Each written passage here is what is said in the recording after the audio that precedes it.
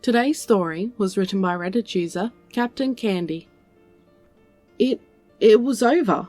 The war was over. We won, and the human will is enforced. Slaves are abolished. Everyone has the rights of life.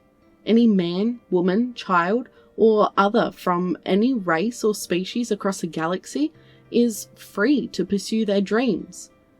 But the cost was unspeakable.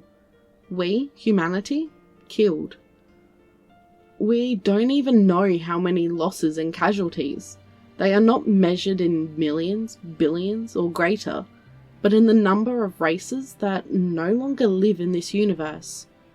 512. We exterminated 512 species from reality forever. The amount of life we exterminated could fill a whole star system with blood. When the fighting was done, when the last shot was fired, we stopped. All of humanity stopped and looked down at their own hands and realized the weight of all that life felt like a mountain pressing down on us. We all wept. We wept for the loss of life, the loss of whole species. We wept for what felt like the loss of our soul, the essence of what once made us human. Even those who hadn't done any killing felt it, as if our entire species' collective souls had faded, becoming dimmer, more violent. The pain all of us felt at what we had done is hard to properly put into words.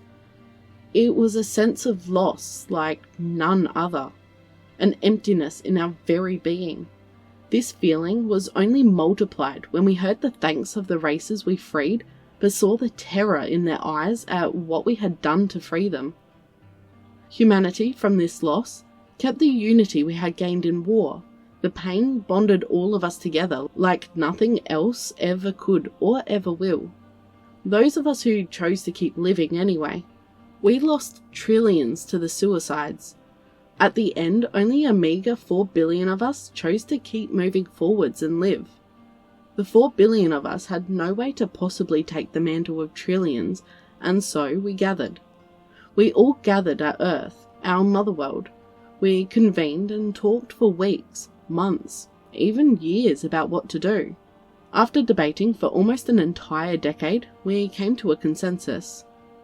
We would leave Earth, destroy all of our weapons of war. We would never kill again, no matter the cost. We will not lash out in self-defense. We will not seek out bloody revenge against those who wrong or harm us. We, humanity, have spilled enough blood, and we never want to do it again. We found a world, a remote one where no life could ever have arisen naturally. We terraformed it and went into seclusion upon the world, and now we live in harmony with it.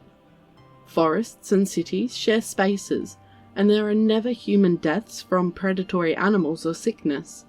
We have found a closeness and a bond with this world. We have secluded ourselves in a peaceful, self-imposed lockdown. It is a beautiful little world. It has developed the same biodiversity Earth would have had if no mass extinctions ever happened. Humanity found unity in a way our old Earth ancestors could never have dreamed, but at the cost of a great pain that we as an entire species must carry. We know other species are looking for us, but we put a spatial inversion field around the entire solar system. Any ship that tries to enter this system by warp or real space will be turned around and sent safely in another direction. This system was slowly transformed and curated. Life was seeded on all the worlds, and we built a super exoplanet and carved every centimetre of the world with names. There still wasn't enough space for the names of all the life that we lost in that damn war. It had been 100 generations of men since that war, and still the pain is in each of our souls, etched into our very beings. We never want to harm anyone again. We wish to sit here on our Eden and simply try to be better than we were. There are talks now that we can leave isolation, that it is clear this pain is now a permanent aspect of humanity, engraved in every fibre of ourselves. It reflects in everything that we do. The care we show when constructing a building to not harm the natural state around it. The empathy and restraint we show towards all wildlife. Since that time, no human has intentionally killed a single living creature. Not even a spider was squished out of arachnophobic fear, as just the thought of killing again overwhelms us with pain and deep fear that we may once more start to slaughter across the stars. Eden is our chance to be better, and every man, woman, child, and other on this planet that bears a lineage of humanity knows that if we fail to do so, we will choose to put ourselves down before we do so to others again. We have agreed that our population is to never exceed 100 billion, and we are never to leave our singular star system. Other worlds, we feel, are better off without our touch, or rotting, killing hands.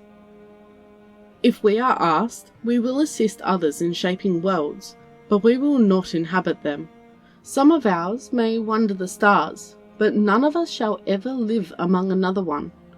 If we ever do leave, I wonder if the galaxy will ever forgive what we did.